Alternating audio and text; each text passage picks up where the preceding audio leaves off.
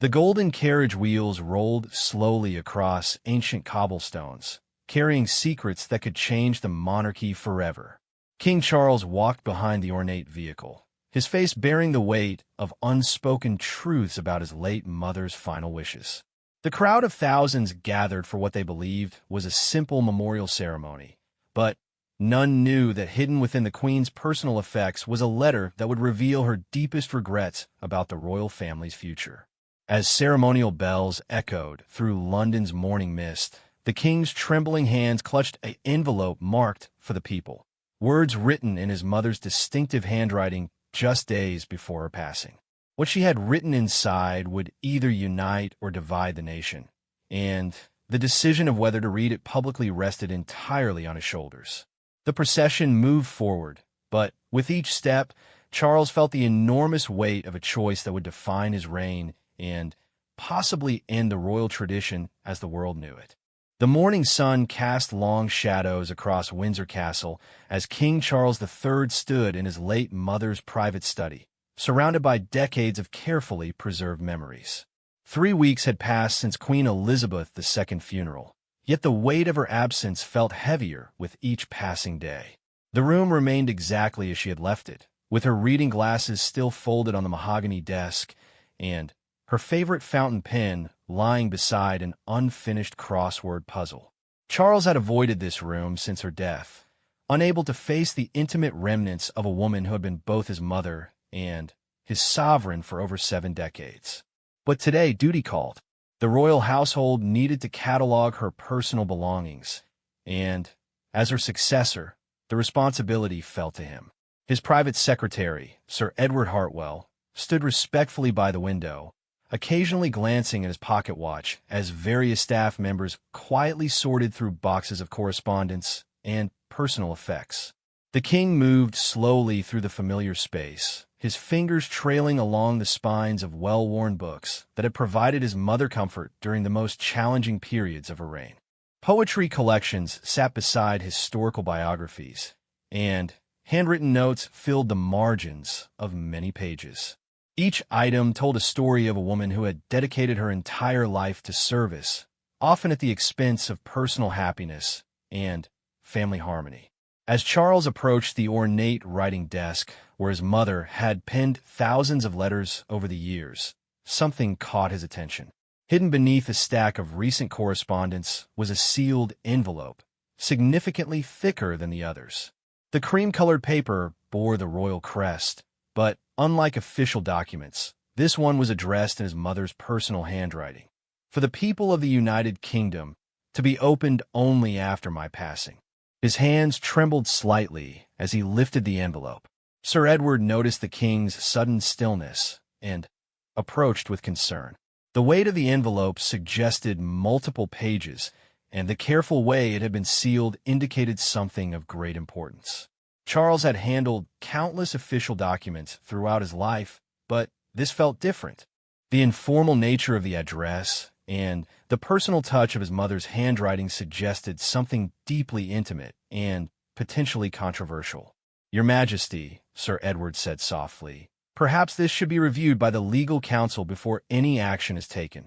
His voice carried the caution of someone who had served the royal family for over 2 decades and understood the delicate nature of posthumous revelations. Charles held the envelope up to the light, trying to discern its contents without breaking the seal. Through the thick paper, he could make out what appeared to be several pages of his mother's distinctive handwriting, along with what looked like additional documents or photographs. The envelope had been sealed with red wax, pressed with her personal signet ring rather than the official royal seal, indicating this was meant to be a private communication from Elizabeth the woman, not Elizabeth the Queen. The implications began to dawn on him. His mother had been known for her discretion and her unwavering commitment to constitutional protocol. For her to leave something specifically addressed to the people rather than to him personally or to official channels suggested content that she believed transcended normal royal procedures. The timing of its creation also intrigued him, as the ink appeared fresh and the paper showed no signs of age, indicating it had been written recently, perhaps in her final weeks or even days. Charles walked to the window where Sir Edward stood, the envelope still unopened in his hands. Outside, he could see the gardens his mother had loved, now showing the first signs of autumn. The ancient oak trees she had climbed as a young princess still stood sentinel, witnesses to nearly a century of royal history. He wondered if she had looked out this same window when she wrote whatever message lay within the envelope. "Sir Edward," Charles said finally, his voice heavy with contemplation, "what do you know of my mother's activities in her final weeks? Did she mention any special projects or correspondence?" The private secretary's brow furrowed as he considered the question. "Her Majesty did spend considerable time writing during her last month, Your Majesty. She dismissed staff from her study on several occasions, which was unusual for her. I assumed she was working on personal letters or perhaps updating her will, though her legal affairs were already well in order."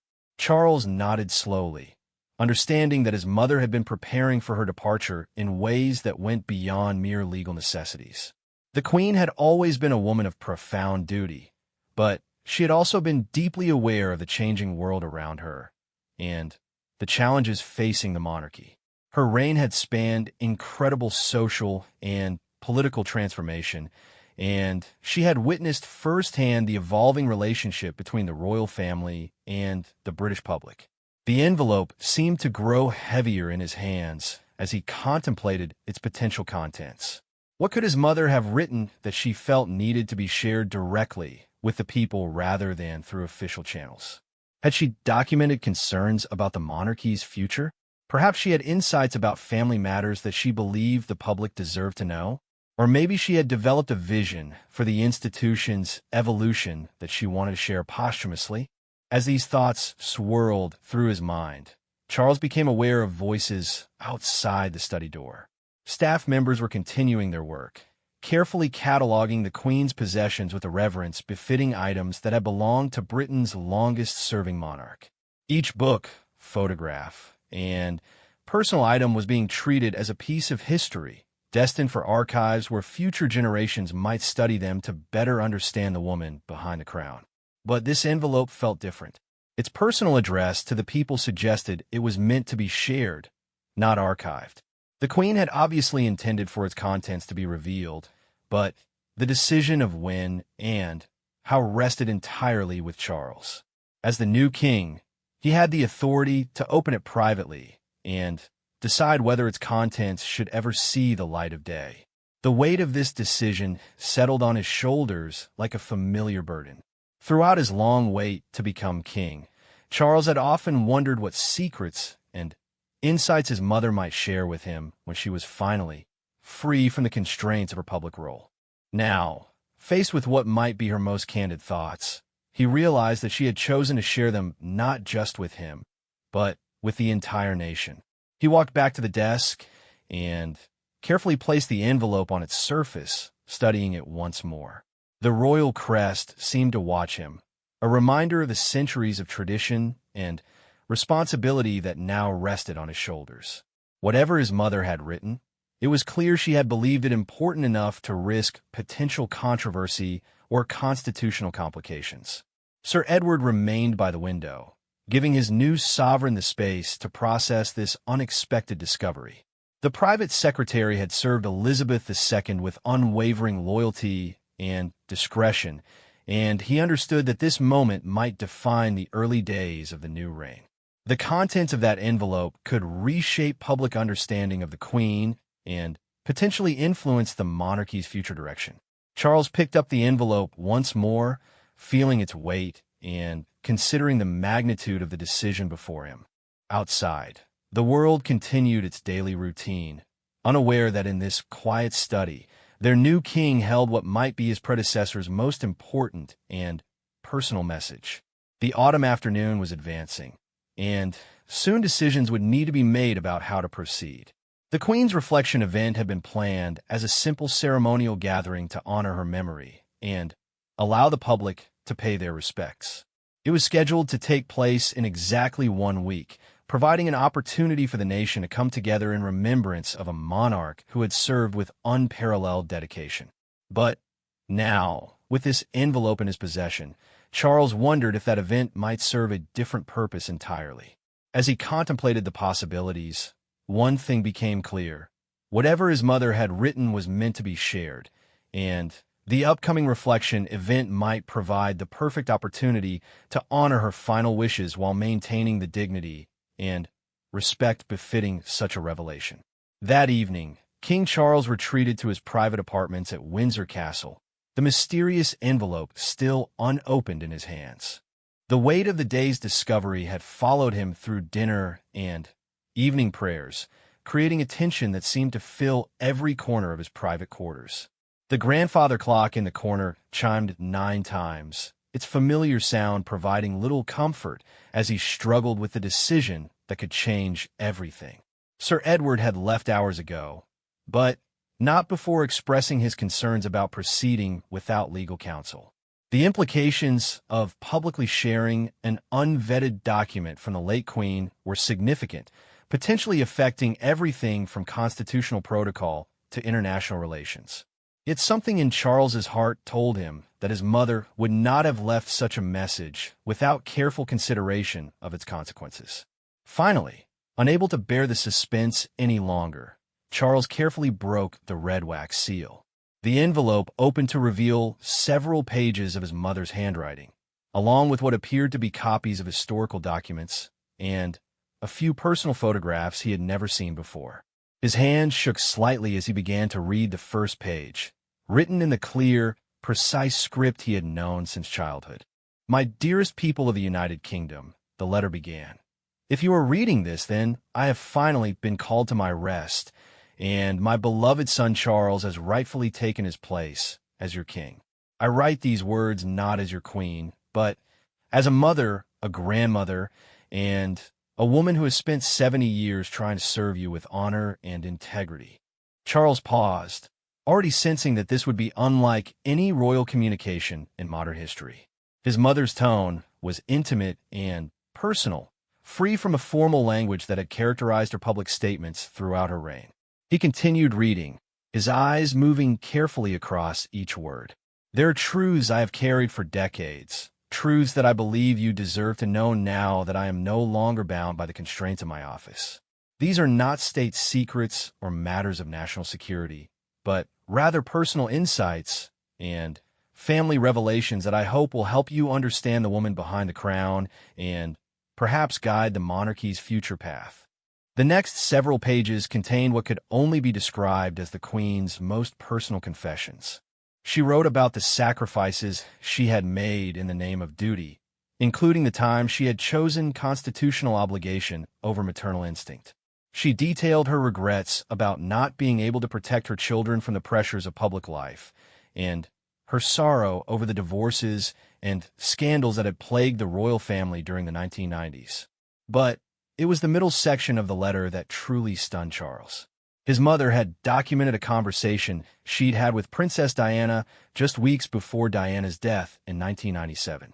According to the Queen's account, Diana had visited her privately to discuss her concerns about the future of the monarchy and her son's places within it. The conversation had never been made public, and its contents revealed a side of Diana that the press had never captured. Diana told me that she feared William and Harry would reject their royal duties entirely if the institution didn't evolve to become more relevant to modern society, the Queen had written. She said the monarchy needed to become more transparent, more accessible, and more willing to acknowledge its mistakes. At the time, I struggled to understand her perspective, but the years have shown me the wisdom in her words. Charles set the papers down for a moment, overwhelmed by this revelation. His mother had never spoken publicly about her relationship with Diana after the divorce, maintaining her characteristic silence, even as speculation and criticism swirled around the royal family's treatment of the Princess of Wales. To learn that they had continued to communicate and that Diana had influenced his mother's thinking was both surprising and deeply moving. The letter continued with the Queen's reflections on the changing nature of the monarchy throughout her reign. She wrote about her growing understanding that the institution's survival depended on its ability to adapt and connect with people's real lives and concerns. She expressed regret for maintaining certain traditions that she had come to see as outdated and exclusionary. I have watched society transform in ways I never could have imagined when I was crowned in 1953, she wrote. The deference and unquestioning loyalty that once characterized the relationship between crown and subject have given way to healthy skepticism and demands for accountability. This evolution is not something to be feared, but embraced. The most startling revelation came near the end of the letter. The Queen detailed her decision, made years earlier, to gradually democratize certain aspects of the monarchy. She had been quietly working with constitutional scholars to develop a framework that would make the institution more transparent and accountable while preserving its essential role in British society. These plans had been kept secret, shared only with a small group of trusted advisors who had been sworn to secrecy. I had hoped to implement these changes gradually during my final years, she wrote, but time has not permitted me to complete this work. I leave this responsibility to Charles, along with my complete confidence in his judgment and integrity. The detailed proposals are included with this letter, along with the legal opinions we commissioned from various constitutional experts. Charles looked through the additional documents and found comprehensive plans for reforming everything from the royal finances to the succession laws. The proposals were radical, yet thoughtful, addressing many of the criticisms that had been leveled at the monarchy over the years while preserving its fundamental constitutional role. One proposal called for making the royal household's finances completely transparent, with detailed annual reports that would be subject to parliamentary review. Another suggested opening Buckingham Palace to the public year-round, with the royal family maintaining private quarters while allowing citizens regular access to the state rooms and gardens. Perhaps most surprisingly, there was a detailed plan for establishing an elected advisory council that would help guide the monarchy's public role and charitable priorities. The Queen had also addressed the issue of royal titles and privileges, proposing a system that would reduce the number of working royals while providing clear guidelines for family members who wished to pursue private careers. The proposals showed remarkable foresight and addressed many of the issues that had created public relations challenges for the family over the years. As Charles read through these plans, he began to understand the magnitude of what his mother was asking of him. These were not minor adjustments, but fundamental reforms that would reshape the monarchy for the modern age. The legal opinions included with the document suggested that most of the proposals could be implemented without constitutional amendments, requiring only the sovereign's consent and consultation with appropriate government officials. The final page of the letter returned to a more personal tone.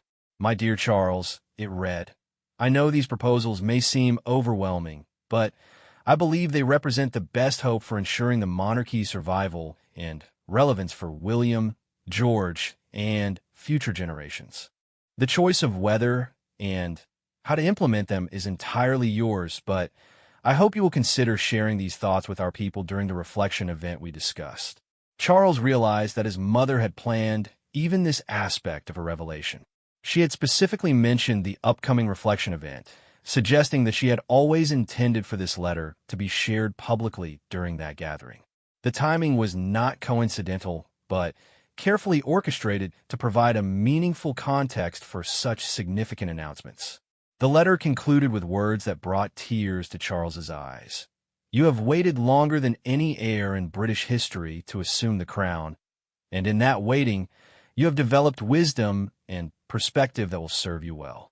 Trust your instincts, listen to your people, and never forget that our role is to serve, not to be served.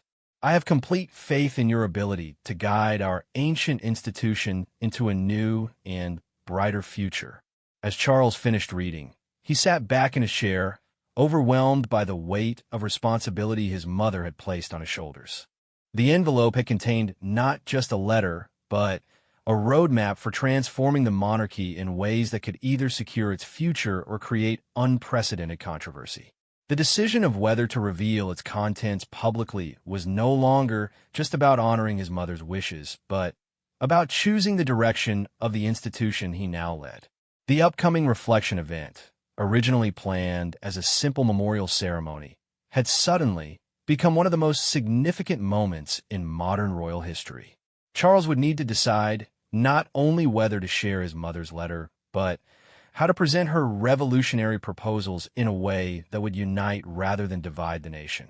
Outside his window, the lights of Windsor Great Park twinkled in the darkness, a reminder of the millions of people whose lives would be affected by whatever decision he made.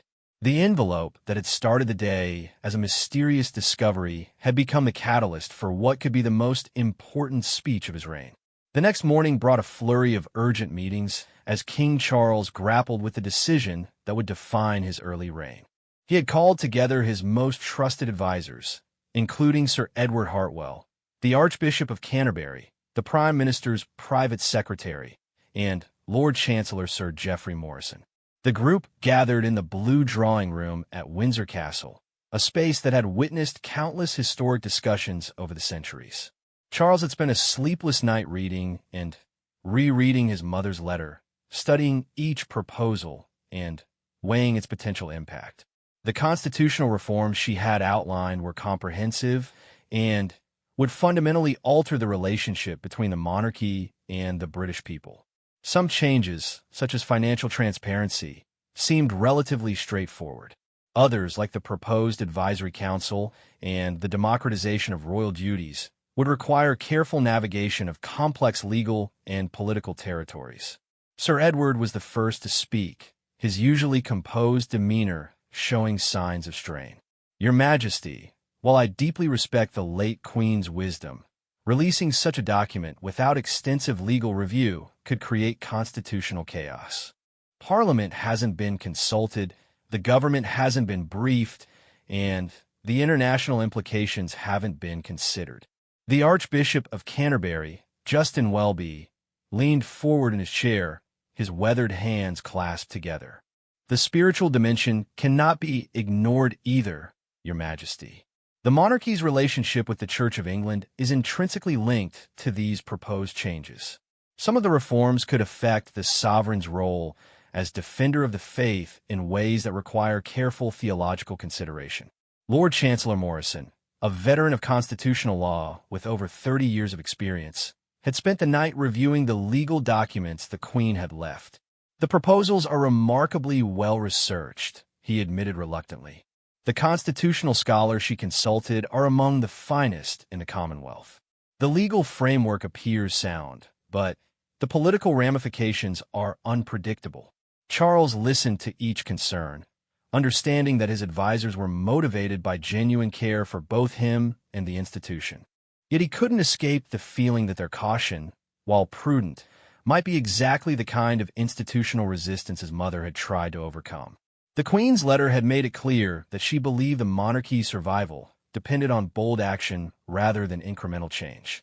"Gentlemen," Charles said finally, "I understand your concerns, and I don't take them lightly. But my mother was not a woman given to rash decisions. She spent years developing these proposals, consulting with experts, and considering their implications. She specifically asked that they be shared during the reflection event, which suggests she believed the timing was crucial." The Prime Minister's private secretary, Margaret Thorne, had been notably quiet during the discussion. As the government's representative, her opinion would be critical in determining how the political establishment would respond to any royal announcement.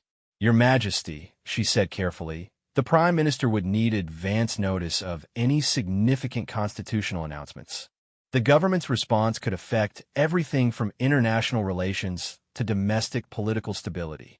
Charles nodded, understanding the delicate balance between royal prerogative and political necessity. "What if we frame this not as unilateral royal decree, but as the opening of a national conversation? My mother's letter could be presented as her final gift to the nation, a starting point for discussions about the monarchy's future rather than a predetermined path." This approach seemed to ease some of the tension in the room. Lord Chancellor Morrison looked up from his notes, considering the implications. A consultative approach would indeed provide more constitutional cover. If presented as the late Queen's reflections and suggestions rather than binding decisions, it would allow for proper parliamentary consideration and public debate. The Archbishop nodded thoughtfully. From a spiritual perspective, such an approach would honor the Queen's memory while acknowledging that major changes to ancient institutions require prayer, reflection, and broad consensus. Sir Edward, however, remained skeptical. But, Your Majesty, once these proposals are public, there's no controlling the narrative. The media will sensationalize them, political opponents will use them for partisan advantage, and the monarchy could become a divisive political issue in ways it hasn't been for generations. Charles stood and walked to the window, looking out at the gardens where his mother had found peace during turbulent times. He thought about her final years, when she had watched her grandchildren grow up in an increasingly connected and democratic world. She had seen how traditional institutions were being challenged and transformed, and she had obviously concluded that the monarchy needed to evolve to remain relevant. "Sir Edward," he said, turning back to the group, "what if my mother was right? What if our careful approach, our resistance to change, is actually more dangerous to the monarchy's future than bold reform? What if the institution dies, not from too much transparency, but from too little?" This question hung in the air as each advisor considered its implications. They had all dedicated their careers to preserving and protecting the monarchy, but perhaps their protective instincts were actually hindering the very institution they sought to serve. The discussion continued for several hours, with each advisor presenting detailed analyses of potential consequences. The legal implications alone were staggering, involving everything from parliamentary procedures to international treaties. The political ramifications could affect the upcoming elections, Britain's relationship with the Commonwealth realms, and the royal family's role in an increasingly secular society. But as the morning progressed, a consensus began to emerge. The Queen's proposals were too thoughtful and well-researched to be dismissed out of hand, and the reflection event provided a unique opportunity to honor her memory while opening important conversations about the monarchy's future. The key would be in the presentation, ensuring that the announcement was framed as the beginning of a democratic process rather than the imposition of royal will. Charles made his decision during a brief private consultation with his personal chaplain, Canon Michael Thompson, who had served the royal family for over a decade. "Your Majesty," the chaplain had said simply, "sometimes the greatest act of faith is trusting in God's plan even when we can't see the entire path. Your mother's letter may be exactly what the nation needs to hear, even if it's not what they expect." When the advisors reconvened that afternoon, Charles announced his intention to share selected portions of his mother's letter during the reflection event. The full proposals would be released simultaneously as discussion documents, accompanied by the legal opinions and expert analyses the Queen had commissioned. The announcement would emphasize that these were starting points for national conversation rather than final decisions. "We'll present this as the Queen's final service to her people," Charles explained. Her letter shows that even in her final weeks, she was thinking about how to ensure the monarchy remains relevant and meaningful for future generations. The proposals become her legacy gift to the nation, offered in the spirit of service that characterized her entire reign. The decision brought both relief and apprehension. Sir Edward began planning the logistical challenges of such an announcement, including media management and international communications. The Archbishop started considering how to frame the spiritual implications of institutional reform. Lord Chancellor Morrison initiated the legal processes that would be required if any of the proposals eventually moved forward. But for Charles, the decision brought a different kind of clarity. He realized that this moment represented not just the revelation of his mother's final wishes, but the true beginning of his own reign. The choices he made about implementing her proposals would define his legacy just as much as they would reshape the monarchy. That evening, Charles returned to his mother's study, where the envelope still lay open on her desk. He reread portions of the letter, paying particular attention to her final paragraphs about trust and service. The woman who had dedicated her life to duty had entrusted him with perhaps the most important decision of his life. As he prepared for the reflection event, now just 4 days away, Charles understood that he was about to embark on a journey that would either secure the monarchy's future or fundamentally transform it beyond recognition. Either way, it would be a path his mother had carefully mapped out, driven by her lifelong commitment to serving the people who had trusted her with their loyalty and respect.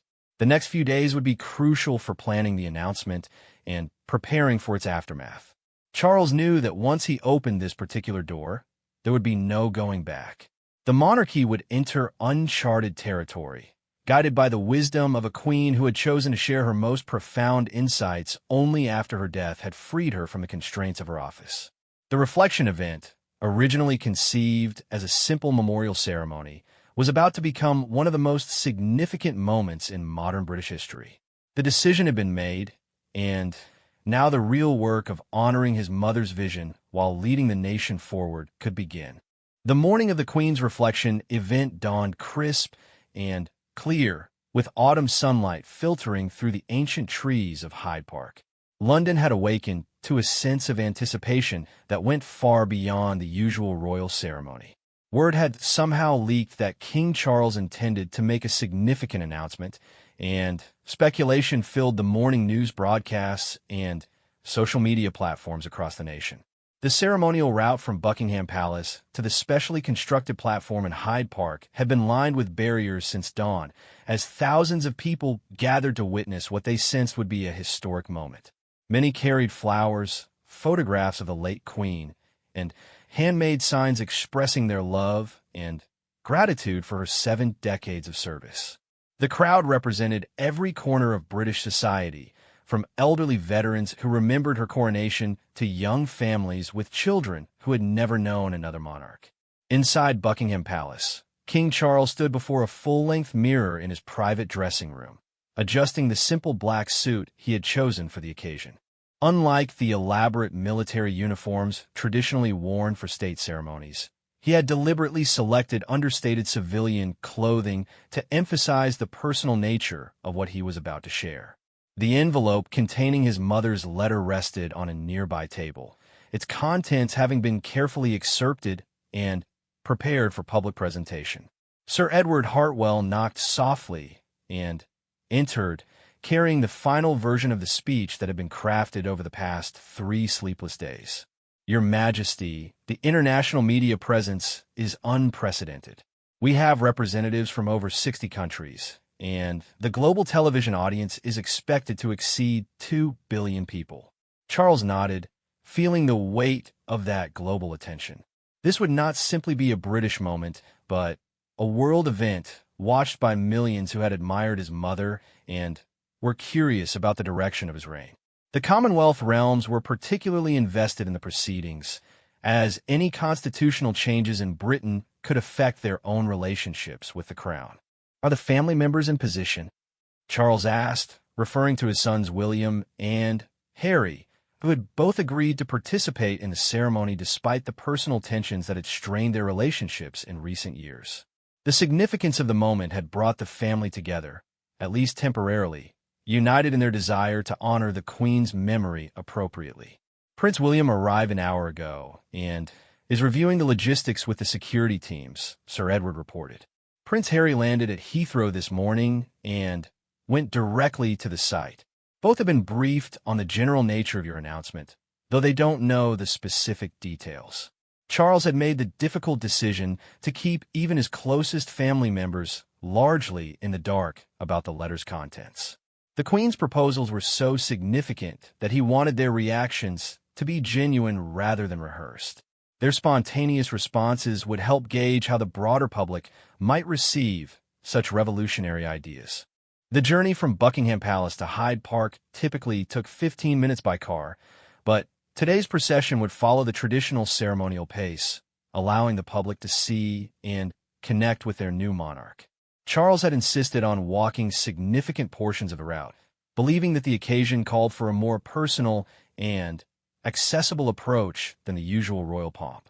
As the procession began, Charles found himself thinking about his mother's final public appearances, when she had seemed frail but determined to fulfill her duties to the very end. She had understood that every royal appearance was an opportunity to strengthen the bond between crown and people, and she had never taken that responsibility lightly. The crowds along the route were remarkable in their diversity and enthusiasm. Charles saw elderly women dabbing their eyes with handkerchiefs, young fathers lifting children onto their shoulders for a better view, and teenagers holding up phones to capture the historic moment. The genuine affection displayed by these ordinary citizens reminded him why his mother had been so beloved and why her final message deserved to be heard. At Westminster Abbey, the procession paused for a brief prayer led by the Archbishop of Canterbury. The ancient stones of the abbey had witnessed 1,000 years of English history, from coronations to funerals, and today they would witness perhaps the most significant royal announcement since the abdication crisis of 1936. The symbolism was not lost on Charles, who understood that he was about to step outside centuries of royal tradition in pursuit of his mother's vision for the future. The final approach to Hyde Park drew the largest crowds of all. The specially constructed platform had been designed to accommodate not just the royal party, but also representatives from Parliament, the judiciary, religious communities, and civil society. The Queen had specifically requested in her letter that any announcement of her proposals should include these diverse voices, emphasizing her belief that constitutional change required broad consensus rather than royal decree. As Charles took the platform, the crowd of over 50,000 people fell into respectful silence. The autumn breeze carried the scent of fallen leaves and the distant sounds of London traffic, creating an atmosphere that was both solemn and expectant. Television cameras from around the world focused on the slight figure of the new monarch as he approached the podium that had been positioned in front of a simple backdrop featuring the royal arms and floral arrangements incorporating his mother's favorite flowers. "My dear people of the United Kingdom and the Commonwealth," Charles began, his voice carrying clearly across the vast gathering thanks to the sophisticated sound system that had been installed. "We gather today not simply to remember my beloved mother, Queen Elizabeth II, but to celebrate the extraordinary legacy she has left for all of us." The opening minutes of his speech followed the expected pattern of royal addresses, with tributes to the Queen's service and reflections on her impact on the nation and the world. Charles spoke about her dedication during the darkest days of World War II, her grace during the social upheavals of the 1960s and 1970s, and her steady leadership during the constitutional challenges of more recent decades. But as the speech progressed, those who knew Charles well could sense a building tension in his delivery. This was clearly leading somewhere unexpected, and the anticipation in the crowd became almost palpable. Television commentators around the world noted the unusual personal tone of the address and speculated about what announcement might be coming. The pivotal moment arrived when Charles paused and visibly gathered himself before continuing. "In the days following my mother's passing, I discovered among her personal papers a letter addressed not to me or to the government, but to you, the people of this nation. It contains her most personal reflections on the monarchy's future and her deepest hopes for the institution she served so faithfully." A murmur rippled through the crowd as people began to understand that they were about to hear something unprecedented in modern royal history. Never before had a monarch shared such intimate posthumous communications from their predecessor, and the implications were immediately apparent to constitutional scholars and political observers watching around the world. Charles lifted the prepared excerpts from his mother's letter, his hands steady despite the magnitude of what he was about to reveal. "My mother wrote these words in her final weeks, when she was freed from the immediate responsibilities of her office, but not from her love for this nation and its people. She asked specifically that these thoughts be shared during this reflection event, as her final gift to the country she served for over 7 decades. The silence that followed was profound. Even the sounds of distant traffic seemed to fade as the nation held its collective breath. Charles began to read selected passages from the Queen's letter, starting with her reflections on the changing nature of British society and the monarchy's need to evolve in response to those changes.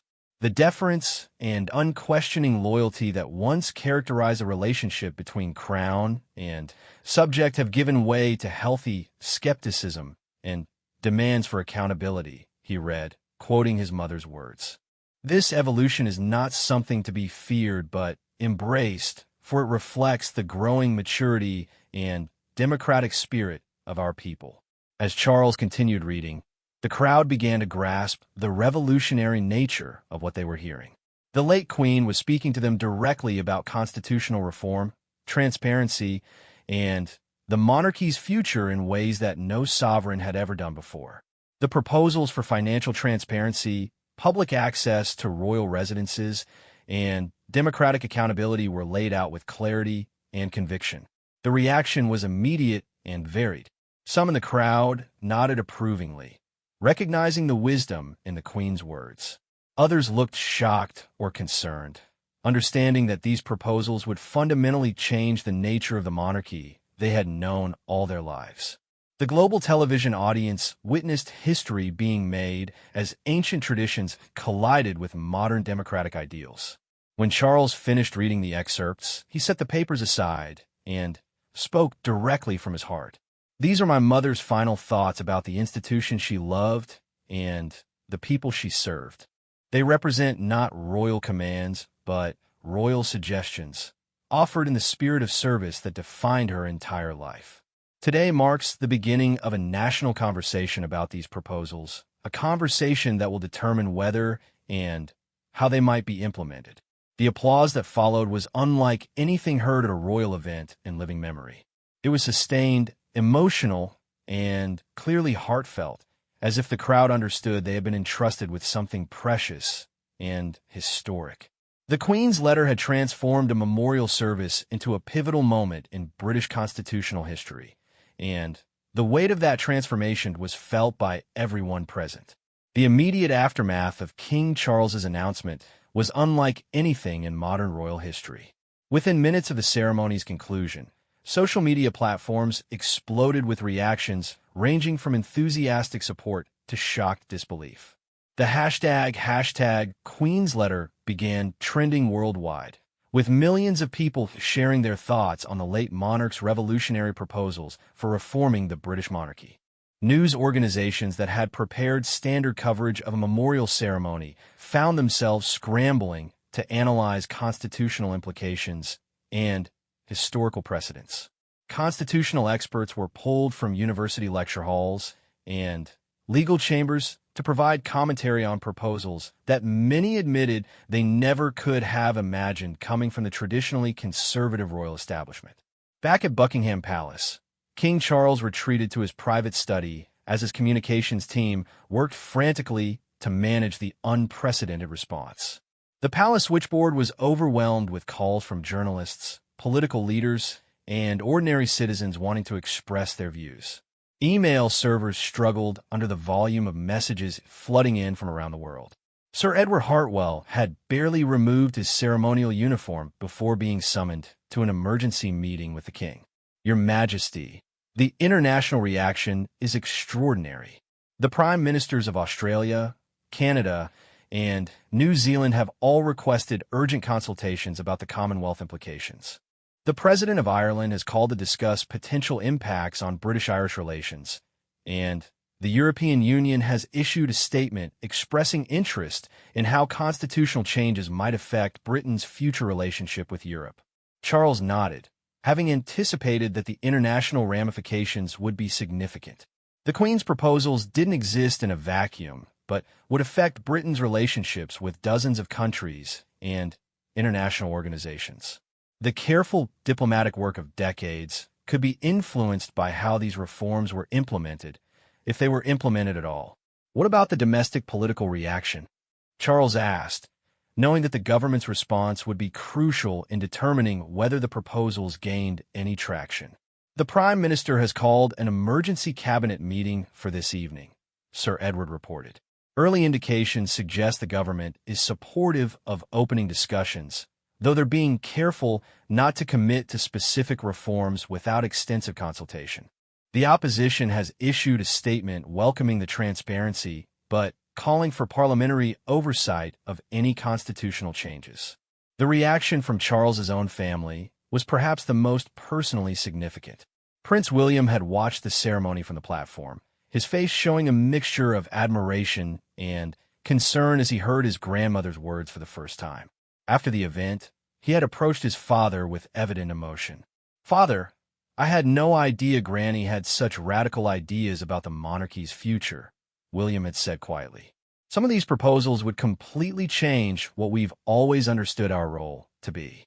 Charles had seen the conflict in his son's eyes, understanding that William was processing not just the content of the proposals, but their implications for his own future as heir to the throne. The reforms would affect every aspect of royal life, from financial arrangements to public duties to the very concept of royal privacy. Prince Harry's reaction had been different, but equally intense. Despite their recent disagreements, he had embraced his father after the ceremony, whispering, "She was always braver than the rest of us understood." Harry's experience with media scrutiny and his advocacy for institutional change had perhaps prepared him better to appreciate the boldness of his grandmother's vision. Over the following days, the national conversation the Queen had hoped to inspire began in earnest. Town halls across the country hosted public meetings to discuss the proposals, with citizens gathering to debate everything from royal finances to the future of hereditary privilege. University campuses buzzed with constitutional law seminars that had suddenly become relevant to current events rather than historical curiosities. The media coverage was intense and largely thoughtful, with serious journalists recognizing that they were witnessing a potential watershed moment in British constitutional history. Opinion polls showed the country divided but engaged, with roughly 40% supporting the Queen's proposals, 30% opposing them, and 30% wanting more information before deciding. Religious communities were particularly active in the discussions, as many of the proposals would affect the monarch's role as supreme governor of the Church of England. The Archbishop of Canterbury organized a series of interfaith dialogues to explore how constitutional changes might impact Britain's religious landscape, while maintaining the spiritual dimensions of royal service that many believers valued. The legal community was perhaps the most excited by the proposals, seeing them as an opportunity to modernize constitutional arrangements that had evolved piecemeal over centuries. Law schools reported unprecedented enrollment in constitutional courses as students recognized that they might have the opportunity to help implement the most significant legal reforms in generations. International observers noted that the British public's engagement with constitutional questions was remarkable for its civility and thoughtfulness. Unlike political debates that often devolved into partisan attacks, discussions about the Queen's proposals maintained a respectful tone that honored both her memory and the complexity of the issues involved. 3 months after the reflection event, Charles made a second major address, this time to a joint session of Parliament. The setting was deliberately chosen to emphasize that any constitutional changes would require legislative approval and democratic legitimacy rather than royal decree. "Honorable members," he began, addressing the packed chamber, "the past 3 months have demonstrated that my mother's final gift to this nation was not just her proposals for reform, but her faith in our ability to discuss complex constitutional questions with wisdom and restraint." The parliamentary session was broadcast live and attracted an enormous audience, as people recognized that they were witnessing democracy in action at its highest level. Charles presented detailed analyses of public consultations, expert opinions, and international precedents, making it clear that any decisions would be based on evidence rather than sentiment. The most significant development came when Parliament voted to establish a constitutional convention comprised of elected representatives, appointed experts, and citizens chosen by lottery. This body would spend 18 months examining the Queen's proposals, consulting with the public, and developing recommendations for implementation. The convention's work became a national obsession, with regular televised hearings drawing audiences typically reserved for major sporting events. Citizens who had never previously engaged with politics found themselves following constitutional debates with a passion usually reserved for entertainment. Not all the proposals survived the convention process. Some were deemed too radical for immediate implementation, while others were modified to address practical concerns.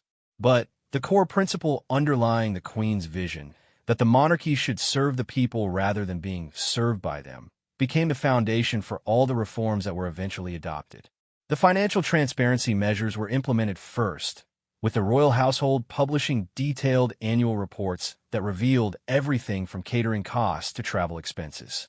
Far from diminishing respect for the monarchy, this transparency actually increased public support by demonstrating the careful stewardship of public resources.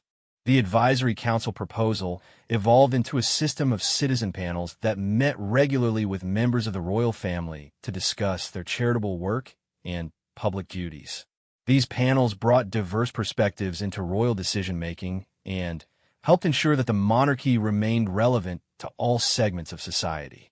Perhaps most significantly, the reforms established a formal process for reviewing the monarchy's role every 25 years, ensuring that future generations would have the opportunity to adapt the institution to changing social needs and expectations. A year after the reflection event, King Charles stood once again before the nation, this time to announce the formal adoption of the Constitutional Monarchy Reform Act. The legislation represented the most significant changes to the British constitutional system since the Parliament Acts of the early 20th century. "My mother's greatest achievement," Charles said in his address, "was not the length of her reign, but her wisdom in preparing the monarchy for the future. She understood that institutions survive not by resisting change, but by embracing it thoughtfully and deliberately." The reforms transformed the monarchy from an inherited privilege into something approaching a constitutional office, with clear responsibilities, transparent operations, and regular accountability measures. Yet they preserved the ceremonial dignity and unifying symbolism that had made the institution valuable to so many people.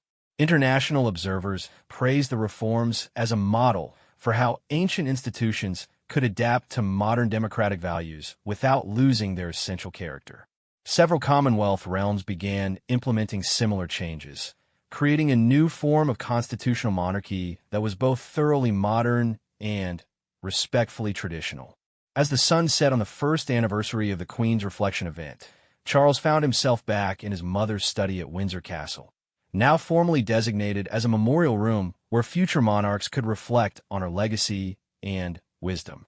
The envelope that had started this journey lay preserved in a specially designed case, a reminder of how one woman's final thoughts had transformed an ancient institution and strengthened a nation's democracy. The Queen's letter had achieved exactly what she had hoped.